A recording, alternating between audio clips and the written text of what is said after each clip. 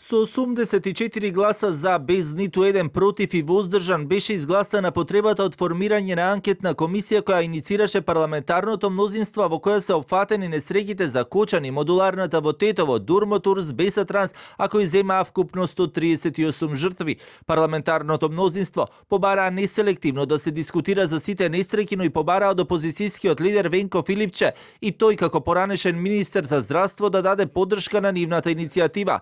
Учество со амандмани на владината иницијатива зема и тројцата пратеници на села кои посочија дека анкетната комисија е добра можност да се стави на тест функционирањето на институциите. Освен овие 75 подпишани пратеници, да го повикам и да го замолам и пратеникот Венко Филипче како председател на опозиционата партија и подносител на следната иницијатива да даде поддршка за оваа анкетна комисија која што не исклучува ни еден трагичен настан, напротив, ќе ги разгледува сите, ќе ги разгледува и тие кои што се најактуелни во моментов, но исто така и оние кои што се случија во времето кога господинот Филипче беше член на владата, по чиј мандат се случија и дел од овие трагични несреќи. Цело ова има човечка одговорност кој со државните институции се тука, но не действувале. Затоа на почеток истакнав дека ова дебата е поврзана со довербата на нашата земја.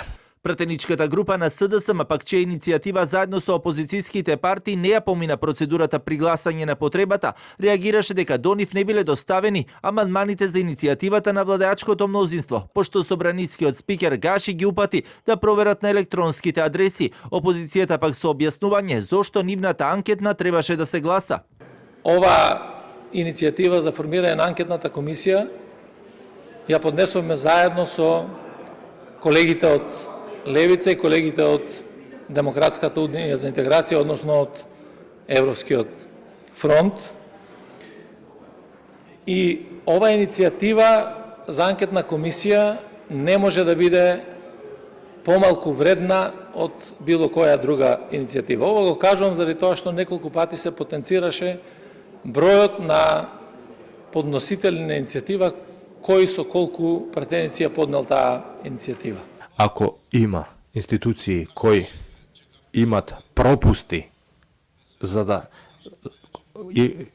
тоа што се дојде во овај случај и во случајот на трагичниот настан да функционира принципот на самоодговорност, значи немаше одговорност од ниту еден носител на функција, немаше разрешување. Во меѓувреме останува најавата за постојаната анкетна комисија во рамките на законодавниот дом со која председава Димитар Апасиев, а е најавена за на 9 декември, термин кој покрај барањето на Гаши да биде преместен, засега останува и како што и денеска најави од Левица, истата ќе се одржи бидејќи тоа веќе било договорен термин со семејствата на настраданите. Председател на анкетната комисија па која иницираше парламентарното мнозинство ќе биде од редовите на опозицијата.